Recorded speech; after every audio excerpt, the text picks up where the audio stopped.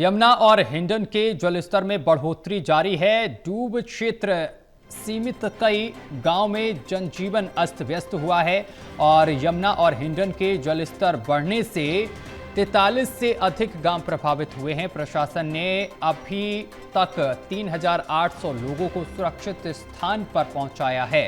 ये बड़ी जानकारी हम आप तक पहुंचा रहे हैं, जहां आपको बताते चले कि जलस्तर लगातार बढ़ रहा है। यमुना और हिंडन के जलस्तर में बढ़ोतरी दर्ज की गई है। डूब क्षेत्र सीमित कई गांवों में जनजीवन अस्त व्यस्त है।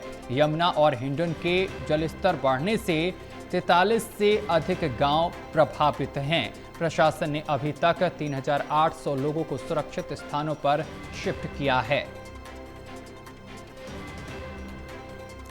तो बड़ी जानकारी लगातार हम आप तक पहुंचा रहे हैं, जहां आपको बताते चले कि हिंडन का भी जल स्तर लगातार बढ़ता जा रहा है, जिससे कि कई गांवों में बाढ़ का पानी पहुंच गया है और इससे कई लोग प्रभावित हुए हैं। लोगों को सुरक्षित स्थानों पर पहुंचाने का काम जिला प्रशासन की तरफ से किया जा रहा है।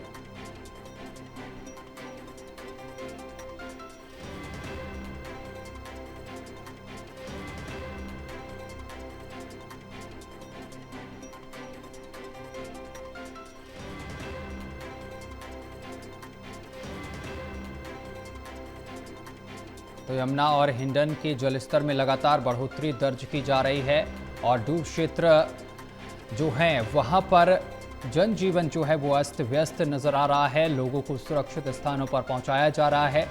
राहत शिविरों का भी यहां पर आयोजन किया गया है। राहत शिविर लगाए गए हैं, जिसमें तमाम लोगों को पहुंचाया जा रहा है। तो ये बड़ी जानकारी हम आप तक पहुंचा रहे हैं। यमुना और हिंडन का जलस्तर लगातार बढ़ रहा है, लगातार बढ़ोतरी दर्ज की जा रही है। बाढ़ का पानी लोगों के गांवों तक पहुंच गया है, घरों में पहुंच गया है। कई किसानों की फसलें भी खराब हो गई हैं, जिससे कि किसानों का भारी नुकसान हुआ है। वहीं प्रशासन की तरफ से बताया जा रहा है कि 3,800 लोगों को सुरक्षित स्थानों पर पहुंचाया गया है। प्रशासन ने 3,800 लोगों को सुरक्षित जगह पर पहुंचाया है। और इस खबर पर अधिक जानकारी के साथ हमारे संवाददाता शिव त्यागी हमारे साथ जुड़ गए हैं। शिव त्यागी, यमुना और इसके साथ साथ हिंडन का भी जलस्तर लगातार बढ़ रहा है, कई गांवों में पानी पहुंच गया है। यमुना जो धरती को से पानी छोड़ा जा रहा है, ऐसे में यमुना का जल स्तर लगातार बढ़ रहा है और नोएडा और ग्रेटर नोएडा के करीब 1 दर्जन के आसपास जो गांव हैं वो इससे प्रभावित हो रहे हैं। लगातार लोगों को रेस्क्यू एनडीआरएफ की टीम के द्वारा किया गया है और जो गौशाला में पशु हैं उनको भी जो है सुरक्षित गौशालाओं में दूसरी जगहों पर शिफ्ट किया जा रहा है। पिछले 2-3 दिन में लगातार पशु और लोगों को यहाँ से निकाला जा रहा है और खास तौर से डूब क्षेत्र का जो इलाका है यमुना का, वहाँ पे फार्म हाउस एक बड़ी संख्या में है।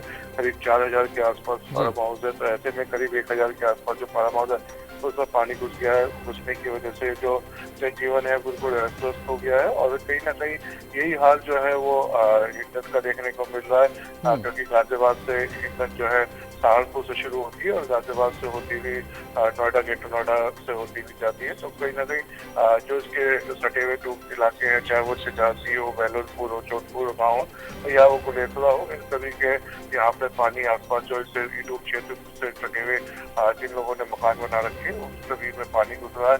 फिलहाल तमाम जगह पे एनडीआरएफ की जो टीम है, बाढ़ चौकियां हैं वो बना रखी हैं और तमाम जगह पे निगरानी रखी जा रही है। लगातार जल का जो स्तर है उस पर भी निगरानी बना के रखी जा रही है कि अगर जल का स्तर बढ़ता है तो ऐसे में जो और लोग हैं, जो आसपास के लोग हैं, उनको भी यहाँ से निकाला जाए, उनको हटाया जाए, रेस्क्यू किया जाए। इसी को देखते हुए करीब 2 दर्जन के आसपास बाढ़ चौकियां अलग अलग रखी है।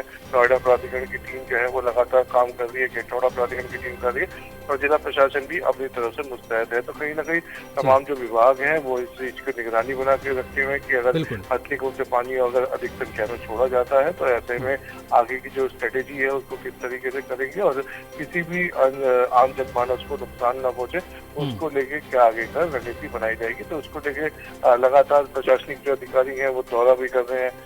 वहाँ पे जो लोग हैं उनको खाने पीने की व्यवस्था भी उपलब्ध करवा रहे हैं। वहीं गौशालाओं को में लगातार चारा भी पहुंचाया जा रहा है। तो कहीं ना कहीं जिस तरीके से पिछले बार जो है यहाँ पे बाढ़ आई थी, तो उसको देखते हुए यहाँ पे सबक लिया गया और तमाम क्या क्या उपाय जो है तुरंत किए जा सकते हैं उन सभी पे ध्यान दिया जा रहा है। वहीं चिकित्सक की अगर बात करें तो तमाम जो लोगों को रेस्क्यू किया गया है, जो लोग जो है उनको अपने फार्म हाउस छोड़ के बाहर आके झुग्गियों में रह रहे हैं, उन सभी को लगातार मेडिकल फैसिलिटीज भी प्रोवाइड करवाई जा रही है। बिल्कुल शिव, प्रशासन पूरी अपनी नजर बनाए हुए है, सुरक्षा के भी कड़े इंतजाम किए गए हैं, लोगों को भी सुरक्षित स्थानों पर पहुंचाया जा रहा है। बहुत शुक्रिया शिव त्यागी हमारे साथ जुड़ने के लिए और तमाम जानकारी साझा करने के लिए।